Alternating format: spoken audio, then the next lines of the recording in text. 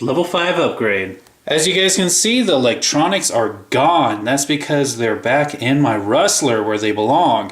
But that's not going to stop me from doing upgrades. And the first upgrade I'm going to be doing is this King Head's motor mount. This was donated to me by Eric, which is freaking awesome. This thing is nice, guys. Very nice. It also includes this little part that goes up top to replace that other piece that goes along with the one that comes stock. So let's go ahead and install this thing, and the first thing I'm going to do is remove the rear assembly. Now the rear assembly is held to the center with 4 screws. 2 up top, 1 here, 1 there, and on the bottom 1 here and the other one there. With those screws out of the way, I can just go ahead and pull off the rear. There we go.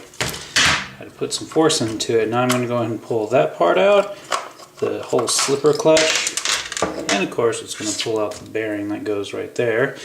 So I'll go ahead and push that back into place. Now I need to go ahead and take off the transmission cover, which is held in with 1 screw, that one right there. I'm also going to take off the motor plate, which is held in with the motor mount plate screw, which is right there.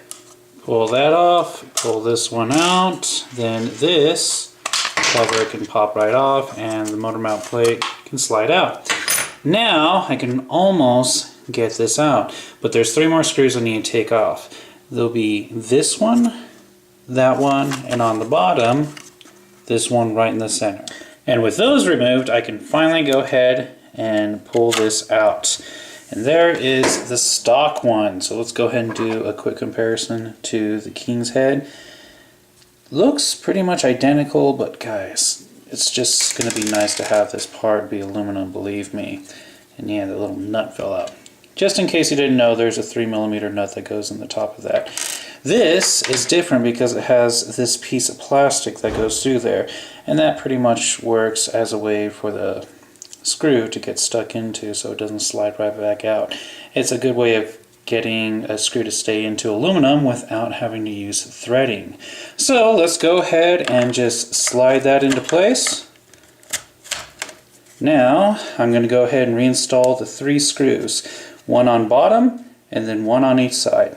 As you can see, it has been installed and it looks really good. I also really like how they have their logo right there. So next I need to go ahead and slide this in, as well as the rear assembly, and then reattach those 4 screws that hold it all together. And the whole rear assembly has been reattached to the chassis. Now before I reinstall the motor mount plate, I'm going to go ahead and attach this to it. Yes!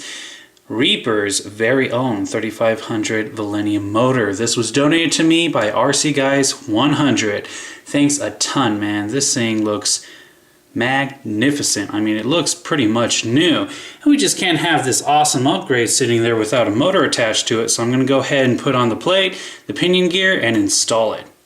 Alright, Reaper is looking good, especially with that motor mount. So let's go ahead and attach the gear cover, which is held in with 1 screw right on top. And this upgrade is over with. So thanks again, Eric, and thank you, RC Guys 100.